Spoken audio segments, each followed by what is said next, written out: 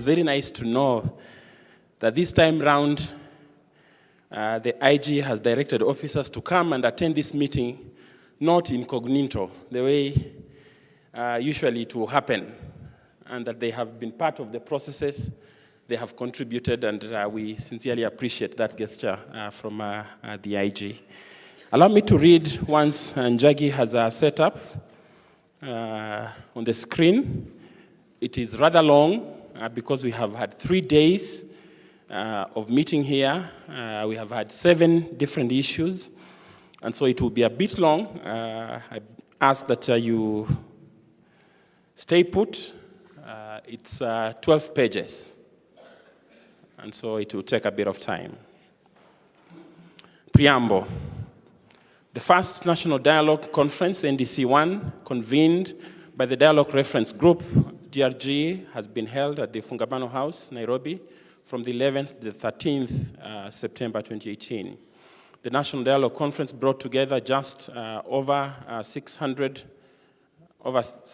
delegates from across the nation, who included religious, community, women, youth, and persons with disabilities, leaders, as well as representatives from the business community and trade unions.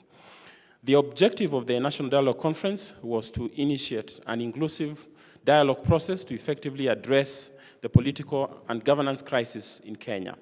Delegates also generated content for the dialogue process and outlined the key principles, strategies, and structures for the dialogue process. The conference drew its wisdom from the scripture recorded in Isaiah 1:18 that says, "Come now, let us reason together, says the Lord."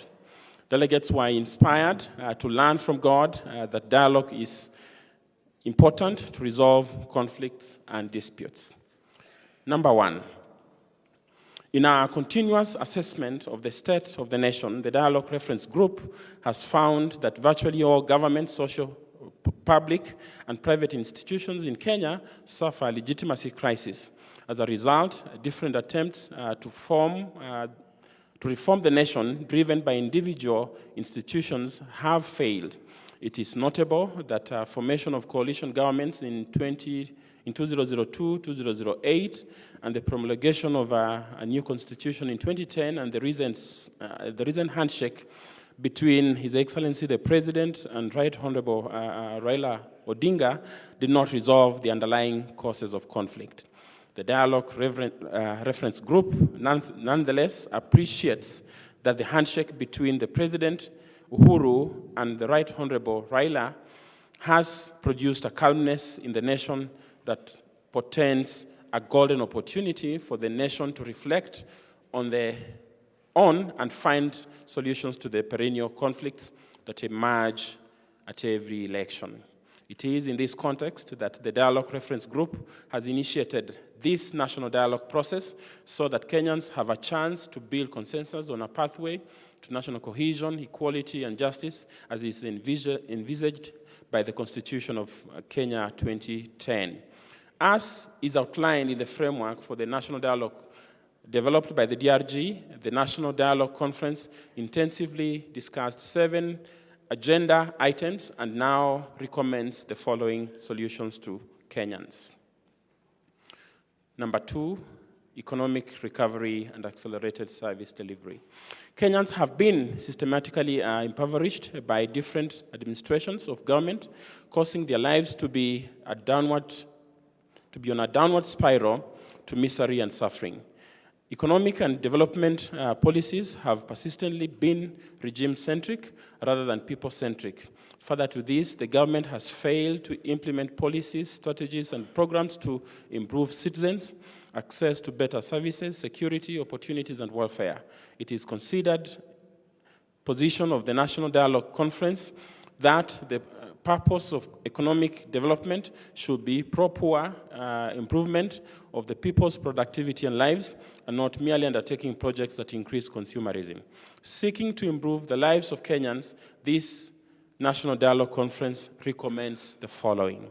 A, A special youth socio-economic empowerment sessional paper be developed within a year to galvanize a national intervention to address the youth unemployment crisis in the country. B, the 16% value-added tax on petroleum products be scrapped immediately as it is hurting the citizens of Kenya, yet no value has been added on the fuel that is imported to warrant such a cost transfer to consumers. The government should instead focus on reduction of wastage rather than trying to raise more funds through taxation. C, an independent forensic audit of the national debts be undertaken immediately to establish who is owed, how much they are owed, the terms of the debts, purpose of which the money was borrowed, and if the debts were actually invested for the purpose they were intended. If Parliament does not commence this process within 6 months, or if the exercise is not undertaken fully and satisfactorily, the Dialogue Reference Group will set up a People's National Debt Audit Task Force to undertake that assignment. D, the government immediately stops borrowing for infrastructure projects. In particular, the proposed expansion of the Nairobi-Mombasa highway should be suspended for now, since the standard gauge railway was intended to decongest the current highway. Focus should be put on increasing the usage of the SGR to make it worth the colossal investment made to build it.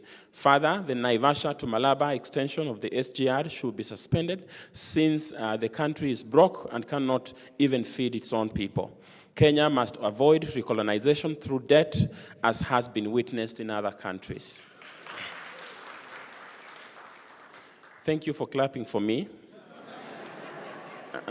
E, the National Assembly must forthwith use its powers and tools to ensure that Treasury prepares a balanced budget based on our national income to stop the trend of borrowing to cover budgetary deficits. F, a Kenya National Economic Transformational Marshall Plan be developed, which will in part guide the setting up of cottage industries and expand productivity in the counties and promote youth unemployment. Parliament should pass a sessional paper to effect this within 1 year.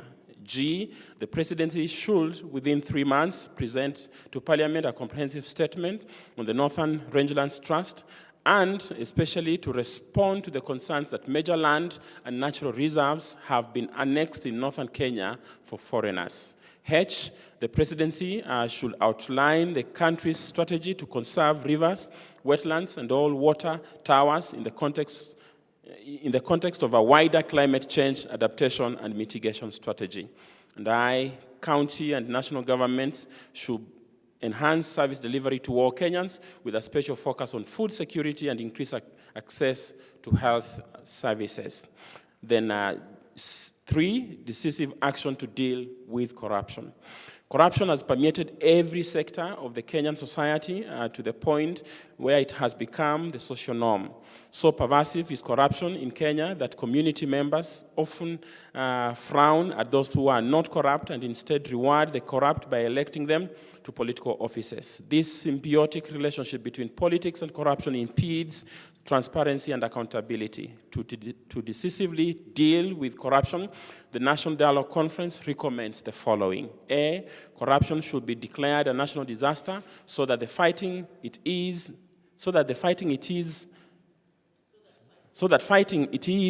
a national commitment and not an engagement undertaken at the discretion of the president. B, there should be developed a corruption tackling strategy that draws a line between all corruption and new corruption. All corruption should be addressed through a mechanism for voluntary surrender of assets corruptly taken from the state and disclosure of conspirators in return for amnesty from prosecution. The conditional amnesty is to be availed for only 1 year. Those who confess to having engaged in corruption should be barred from holding public office for a period of time. New corruption, that's okay. New corruption, which is any corruption engaged after the commencement of the amnesty period, must then be ruthlessly tackled through forceful seizure of assets and jailing of the corrupt for life. The same should apply to those who engaged in all corruption but do not take advantage of the amnesty offered.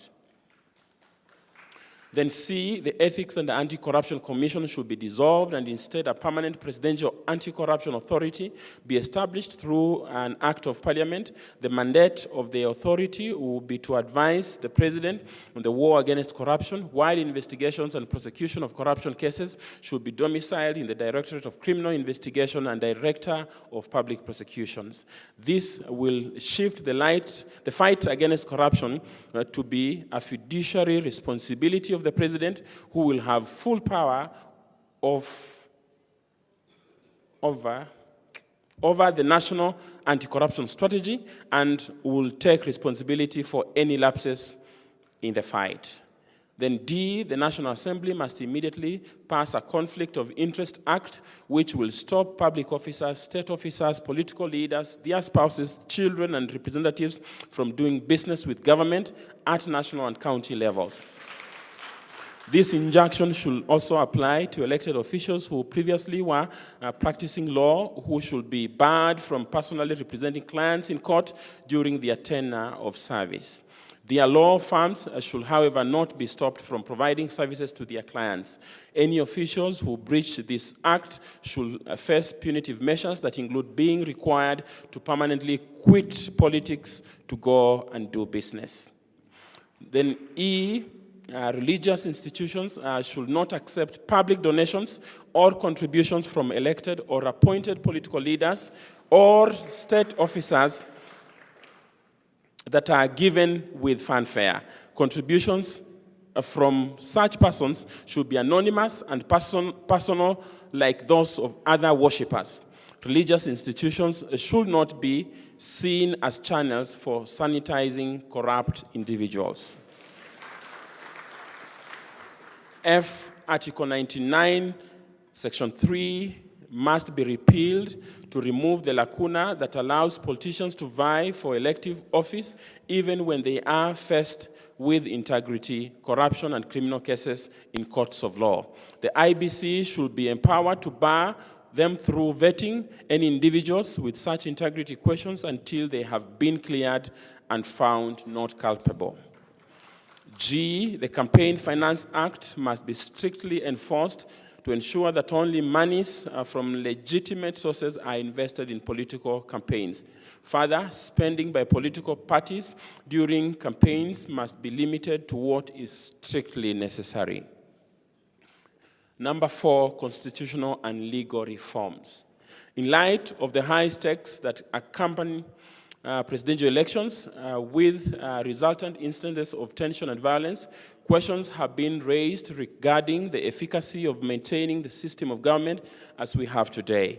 These have been coupled with sentiments that the Constitution of 2010 gave Kenya more government rather than better government.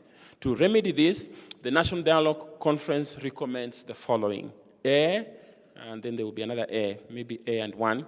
Essential constitutional and legal reforms should be immediately recommended. 1, initiate constitutional reforms to provide for an inclusive executive that includes the president, deputy president and prime minister and 2 deputies. This will ensure that the presidency is not overbearing and that it is accountable to parliament through the prime minister appearing before the National Assembly, while cabinet secretaries appear before committees of parliament. B, initiate a constitutional reform to dignify the opposition by enabling the runners-up in the presidential election to serve as the leader of official opposition in the National Assembly, while the running mate becomes the leader of official opposition in the Senate. The offices of the leader of the official opposition should be adequately facilitated to perform oversight over the national government. Then 3, amend the Constitution to reduce the number of members of National Assembly to 209, comprising of members elected from 150 constituencies, 47 women representatives, and 12 nominated members. The provisions under this proposal will be structured to fulfill the gender representation requirements. D, amend the Constitution to provide that the runners-up in the gubernatorial polls are facilitated to assume the position of leader of official opposition in the counties with the adequate resources to oversight the county governments. This facilitation should include a secretariat and advisors. Number B, the 2/3 gender rule be strictly enforced in all elective and appointive bodies and political parties. C, the National Ethics and Civic Education Commission, NECEC, should be established to provide education and empowerment of the citizens of Kenya on socio-political and civic matters. The commission should be fully funded by the Exchequer. D, constitutional commissions should be strengthened so as to enhance good governance. And E, operationalization of the Public Benefit Organizations Act 2013 should commence immediately to ensure that non-governmental organizations thrive and are accountable in their operations in a bid to expand the civic and democratic space in the country. And F, the Dialogue Reference Group will on its part establish a human rights advisory board comprised of religious leaders with a mandate to recommend steps to secure judicial independence, effectiveness of constitutional commissions and independent officers, and the faithfulness and the faithful implementation of the Constitution of Kenya. Number 5, bringing a closure to the 2017 general elections and making elections credible and acceptable. Systematic and structural weaknesses in the electoral process in Kenya have resulted in persistent, inconclusive electoral cycles characterized by lack of closure and finalization of elections. If these weaknesses are not addressed, there is a threat of each election in future being progressively more violent than the previous one. The NDC proposes the following interventions. A, an independent audit of the electoral process be undertaken similar to the one undertaken by the Curricular Commission with a goal of identifying gaps, weaknesses, and points of strength with a clear commitment that recommendations arising from there will be implemented. B, the Independent Electoral and Boundaries Commission, IEBC, Act be reviewed to strengthen and streamline the body's operations. Key among the operations should be 1, separate boundaries, review functions from the elections management, and domicile it in a different body. Then 2, establish a training institute for IBC staff, knowing that most of the staff at the body are engaged on a temporary basis. And 3, IBC officials who are found to have presided over an election in which electoral offenses were committed are held personally liable and prosecuted. Then C, the president should immediately cause the establishment of a selection panel to fill the vacancies among the commissioners of the IEBC. D, an independent audit and cleaning up of the voters' register be undertaken by the end of second year after every general election. And E, all elections petitions should be terminated at the Court of Appeal and should be concluded within 6 months from the date of election, except the presidential poll petition, which is adjudicated at the Supreme Court. F, implement the 2/3 gender rule. G, stagger elections for different positions. H, enforce Chapter 6 of the Constitution to ensure ethics in politics. Number 6, security sector reforms, and issue number 5. For years, Kenya has been characterized by heavy politicization of security, coupled with the securitization and militarization of politics. The result is that security in Kenya is state-centric, not people-centric.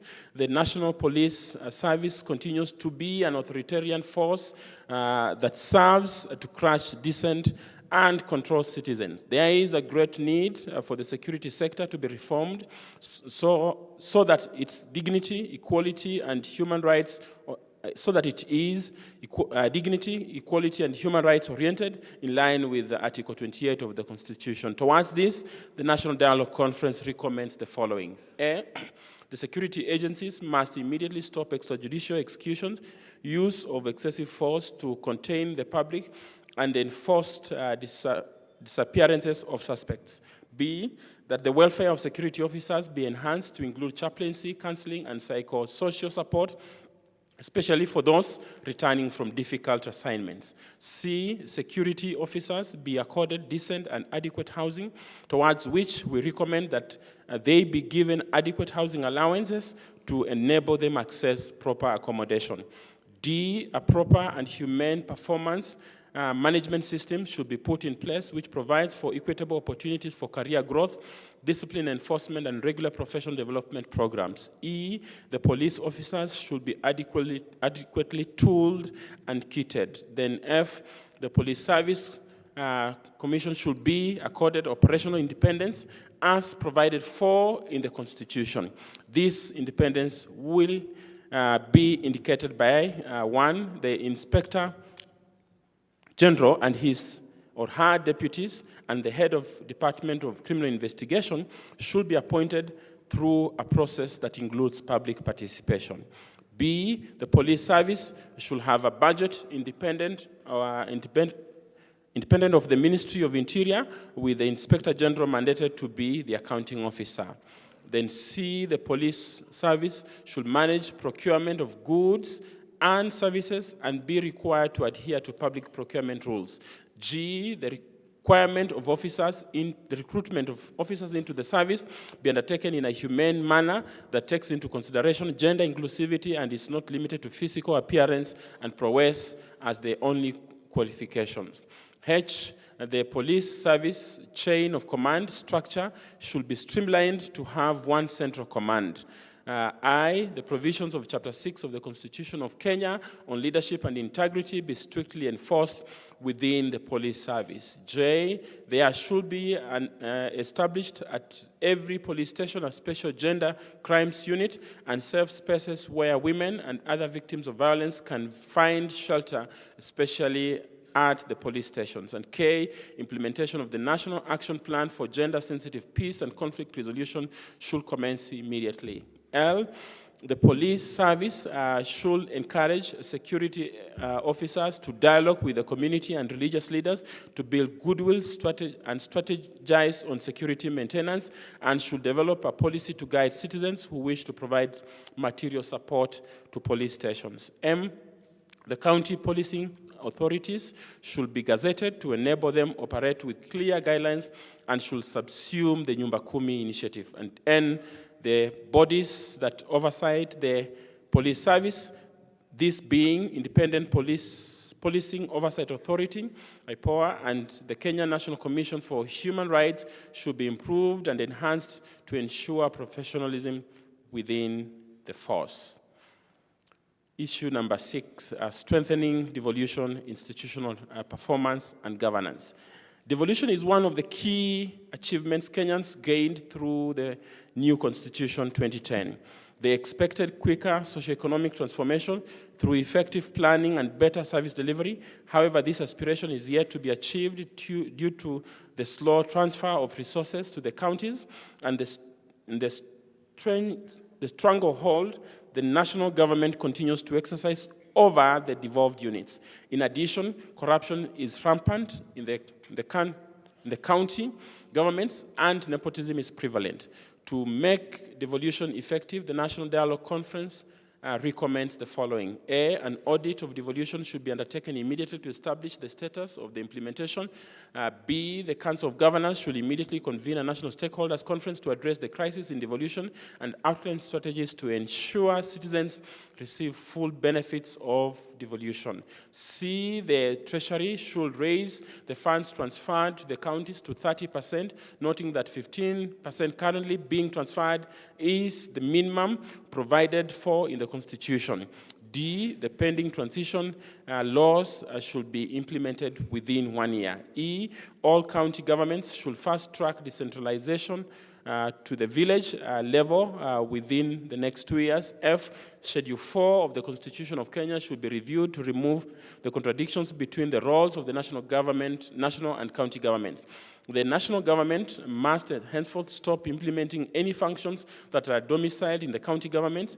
And then G, the National Government Coordination Act should be repealed so as to scrap the provincial administration. H, the applicable laws should be amended to remove members of the National Assembly from the management of the Constituency Development Fund so that the elected representatives concentrate on their legislative and oversight mandates. Then I, the Office of the Auditor General, should be decentralized to the counties and be supplemented with a multi-agency approach to deal with corruption at the county level. J, county governments should be required to embrace effective performance management to ensure effectiveness of staff. K, county governments must implement the 2/3 gender rule in all committees and departments. And L, consumerism-oriented county integrated development plans should be repealed and be replaced with productivity-oriented plans that focus on robust county-level revenue generation through cottage industries.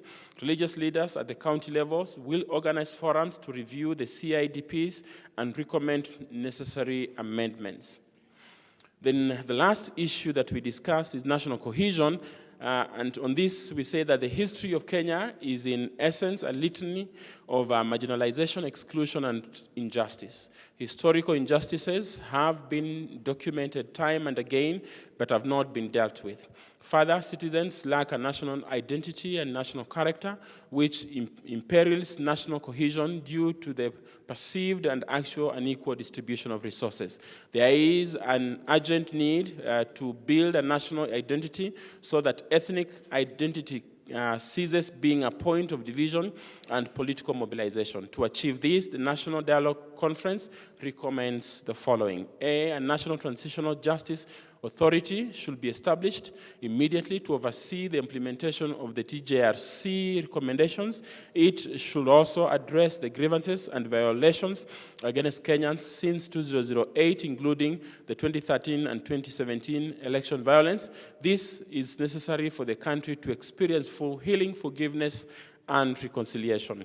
B, civic education that includes narratives of Kenyan heroes, not just politicians, is included in the school curriculum as an avenue for socialization. C, the government should ensure full implementation of the national values, and religious leaders are committed to serving as an accountability framework for national cohesion. And then G, county dialogue forums. 9. Following the successful holding of the National Dialogue Conference, the Dialogue Reference Group will proceed to organize county dialogue forums to accord citizens to dialogue on national and county-specific issues. We call upon citizens to participate in the forums once the dates and venues are announced. In the meantime, the delegates to this NDC will use their positions and structures to advocate for implementation of the measures recommended above. And 10, addressing special interests. Prior to the holding of the county dialogue forums, the Dialogue Reference Group will convene a special interest dialogue forum to exhaustively discuss and recommend measures necessary to enable women, youth, and persons with disabilities receive the full benefit of the provisions of the Constitution of Kenya. Then, in conclusion, we conclude by calling to mind the aspiration of Kenyans for many years was to get a constitution that strengthens national integration and unity and commits Kenyans to peaceful resolution of national issues through dialogue and consensus. And this is quoted from the Constitution, sub-article G. We call upon all Kenyans to embrace dialogue so as to safeguard our common future so that we together work to achieve what we always pray for in our national anthem. Let all, with one accord, in common bond united, build this, our nation together, and the glory of Kenya, the fruit of our labor, fill every heart with thanksgiving. May God give each one of us the grace to listen to each one and the wisdom to speak what is noble, right, pure, lovely, admirable, excellent, and praiseworthy, just as we are exhorted in Philippians 4, verse 8. Now you can clap for me. Thank you very much.